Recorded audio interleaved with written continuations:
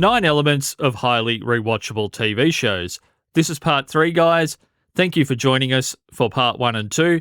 Today we finish off the series with 3 more elements that we feel make for the most rewatchable TV shows. So if you haven't done so, let us know what you think of the series. Let us know if you think we missed anything or if maybe we should have given more or less attention to a certain element. Our contact details are in the show notes. Shout out to the Gonna Geek Network. Now let's jump in and talk some television. I'm Stephen Jondrew from the official GonnaGeek.com show, a weekly geek news podcast that is a part of the Gonna Geek Network, just like the show you're checking out now.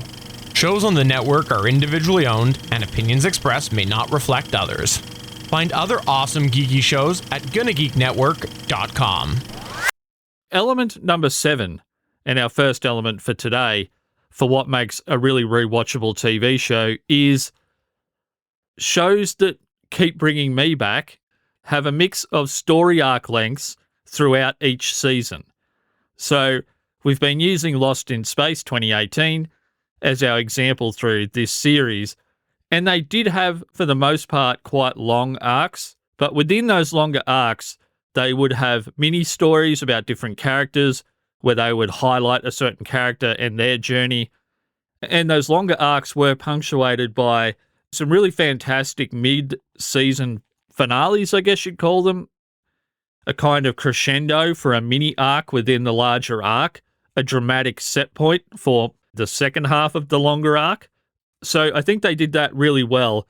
And this is one thing that I think Buffy the Vampire Slayer absolutely nailed, having rewatched that show a bajillion times. They had lots of mini stories and mini arcs and minor bosses or minor bad guys, one-off antagonists that were pretty threatening throughout entire seasons where there was a longer story arc running at the same time. And the key in Buffy, and also Lost in Space did this well, it didn't feel like an A and B story. It felt like 2 A stories. They did both types of arcs well. And I think that's important for highly rewatchable TV shows. Rewatchable shows tend to have loads of hidden details, Easter eggs, and complex foreshadowing. Think Lost might be the ultimate example of this, I think, that comes to mind. But even if it's jokes that are hidden inside other jokes, Letterkenny, Curb Your Enthusiasm both come to mind as having jokes inside jokes inside jokes.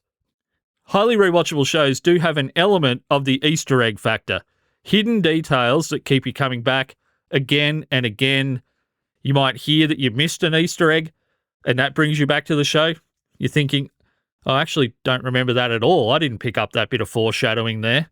Once again, Buffy, massive with the foreshadowing.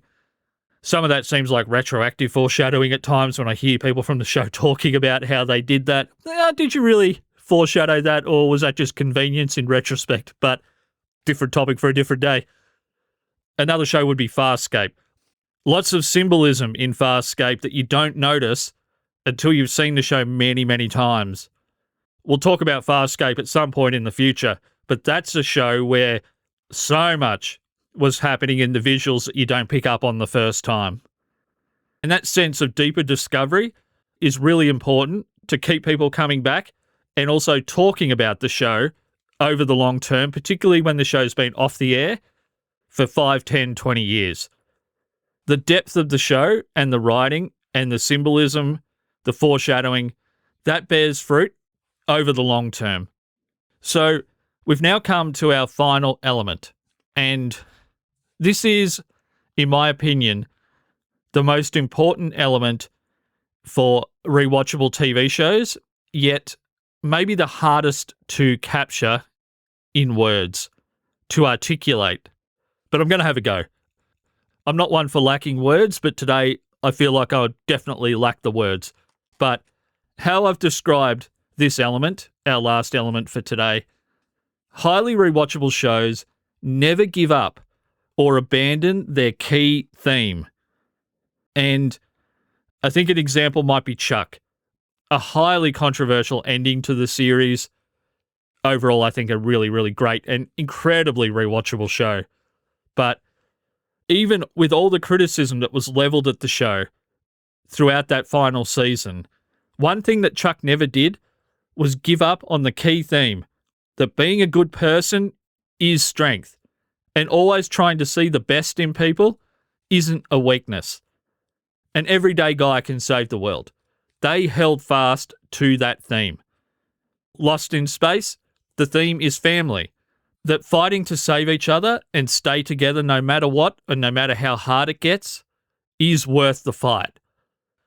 So those are two examples of sticking to theme. But I think this might be easier to understand if we look at the opposite. Take Supergirl. The theme of Supergirl of honesty, integrity, love for family, love for friends, and always trying to do the right thing. That, I feel, was a little bit lost in the final season. And it's not that the themes that the show chose to pursue in the final seasons didn't have their own value.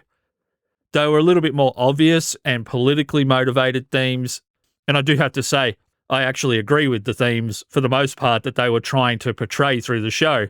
Just, it felt like a thematic disconnect from the previous seasons, where sacrifice and family and love and always trying to do the right thing were at the core of Supergirl. Because the key themes changed and maybe weren't handled with the same attention and thoroughness of the key themes of the first 5 seasons, it feels like a standalone kind of detached entity. And that was something I think that could have been avoided if anyone in that room was reminding the writers and the team, let's make sure we don't abandon the themes we've built this show upon and this character upon in this universe. And I'll just finish up by saying, it's not that key themes can't expand, they can't change, they can't modernize if the show's a very long-running show. Just the verisimilitude has to be there. It has to feel plausible, real, and consistent with the universe, with the characters, and with the development of how those key themes, those newer themes, came to exist within the show when perhaps they hadn't before. There needs to be an organic and understandable path to new key themes being introduced into a TV show. Righto, guys, thank you so much for joining me on this 3-part journey. Why I broke this into 3 parts is something I'm examining my own thought process around. I probably should have just recorded it all at once. The thing is, when you're recording in your house, guys, and you're surrounded by neighbors, you have to pick a little chunk of time where everything is quiet. And getting 10 minutes of quiet is a lot easier than getting 30 or 40 minutes of quiet. Right. Well, hopefully you haven't wished that the last 10 minutes of your life was quiet instead of listening to my voice. Thanks again to the Gunner Geek Network. Check out the official Gunner Geek show. Thanks again, and I'll talk to you again soon. Bye for now.